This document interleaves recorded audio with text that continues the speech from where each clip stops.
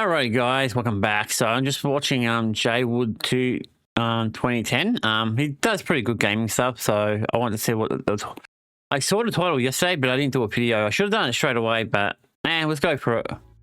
We'll speed it up so it's not too long. Hey, what's already? Welcome back to News Dose. And you know, one thing that I just despise by this point is the endless amount of excuses as to why Xbox Game Pass is bad for the industry.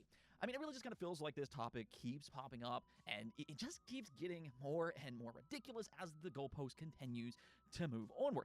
And I've said this before, but my thing about Game Pass is that if you don't like it, hey, that's perfectly fine. Go buy your games instead. That's another great option if you can do that. But the world that we live in right now, there's unfortunately a lot of people that just can't do that month in and month out. Trust me, I know that feeling. It can be an expensive hobby, especially with some of this generation's price hikes. So Game Pass, in my eyes, whether you agree with its business model or not, I'm always going to root for it because I think it's one of the only true consumer-friendly options that the game industry currently has. So that's why I tend to praise it. I do buy most of my games, but I do view this situation from a consumer's perspective. And to me, I think it's just weird. Yeah, I use the Xbox Game Pass, guys, so... And the thing is that more often than not, the people that complain about it are usually a fanboy of another console. Oh, of course they are. That's the case, but that does tend to be the trend more often than not. Well, today, we got another. I'm going to go and call it a curious perspective about Game Pass from somebody within Sony's camp. And yeah, we're going to dive into all of that. First, though, I do want to thank my supporters on Patreon and on YouTube memberships. Thank you just so much for waiting. All right. To receive this video through early access. Let's go and get right to things, though, starting off with the Tales of Xillia remaster leak.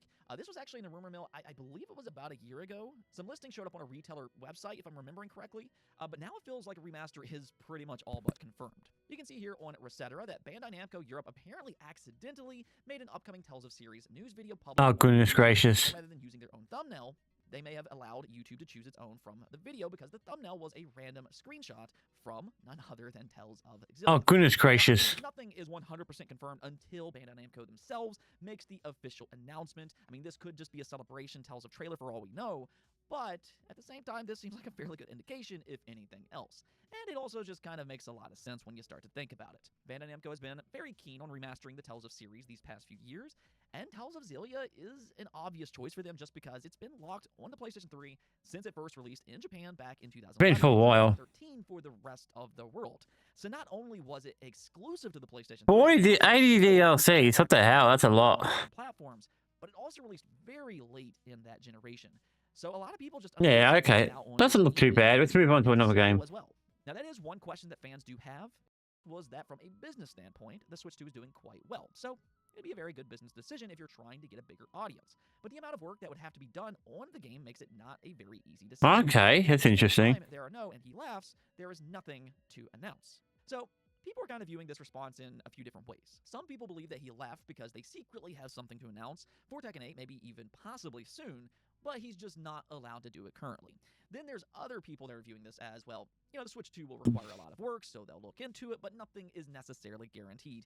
And I do think that they may not even do anything with the Switch. Let's move on. Not necessarily because it's $1.5 million, which just kind of goes to show you how much love the battle. Oh, this one, yeah, I've seen this all over on Sony IP and everything. I think it was the PlayStation thing. Popular back in the day for the PSP, and clearly there's don't really care about that too much. Why have my mouse going on? At this point, because I feel like there's a lot of here we go. Ignorance that comes along with all of its naysayers, which apparently includes the former PlayStation boss, John Layden. Yeah, we heard about that. GameIndustry.biz, and the report says that beyond the financial wisdom of making new games available for quote-unquote free at launch, Layden worries about the change in ethos behind it. He said that there's a lot of debates going on. Is Game Pass profitable? Is Game Pass not profitable? What does that mean? That's really not the right question to ask anyways. You can do all kinds of financial jiggery-pokery for any sort of corporate service to make it look profitable if you wanted to. You take enough costs out and say that's off the balance sheet, and oh look, it's profitable now. The real issue for me on things like Game Pass is it healthy for the developer? Under the subscription model, the developer essentially becomes a wage slave, he argues. He continued on to say that they're not creating value, putting it in the marketplace, hoping it explodes, and profit sharing and overages, and all that nice stuff. It's just you pay me X dollars an hour, I built you a game, here, go put it on your servers. I don't think that it's really inspiring for game developers. I'm not too sure what the truth is. I think this accusation is just so wrong on so many different levels. Yeah, I do agree that it's wrong. That's what I was thinking about it. Game Pass profitability conversation for at least a couple months. I don't know how many times Xbox and Microsoft needs to say the exact same thing before it sinks in for people. From a business perspective, Game Pass is doing just fine. I mean, Sean here is basically trying to... Yeah, he is. I mean, if it wasn't making money, they wouldn't be doing it, trust me. Manipulated by Microsoft. Microsoft's really... All of that today.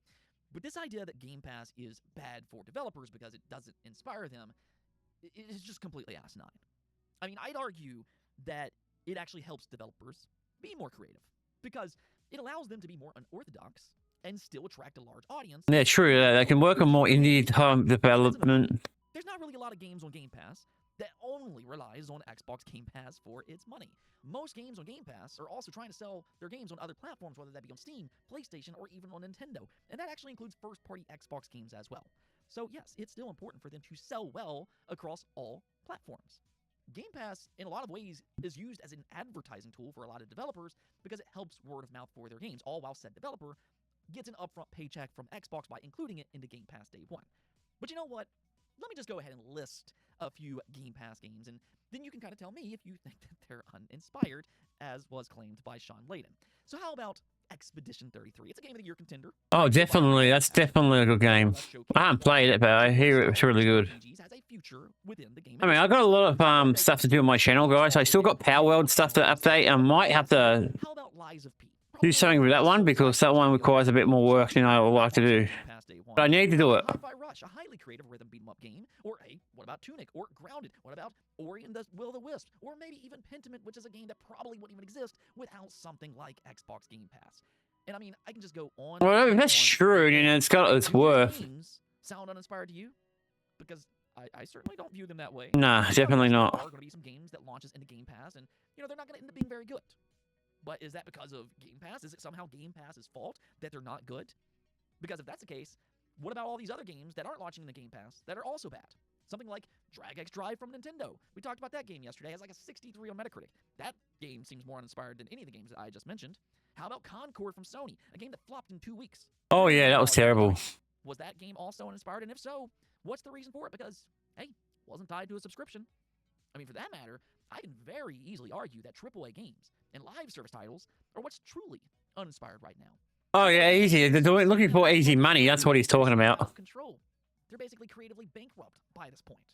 And then for your live service games, a lot of them come off as generic cash grabs, solely meant to sell you on microtransactions and expansions. Because exactly what I was saying. The game industry is having most of its problems.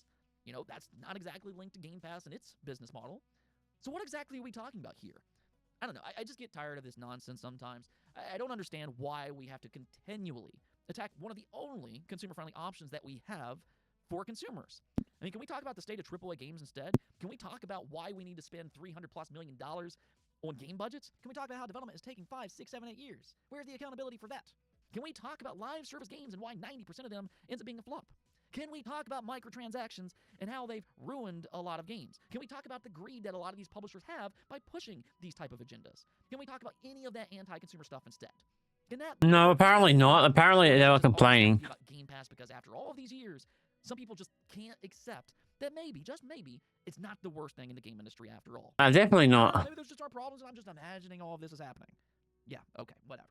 Let me know what you think about it. All right, I kind of agree with him. I think the whole idea about it, Xbox Game Pass being a bad for business, I don't think it's true, personally. I use it all the time, so I got friends who use it.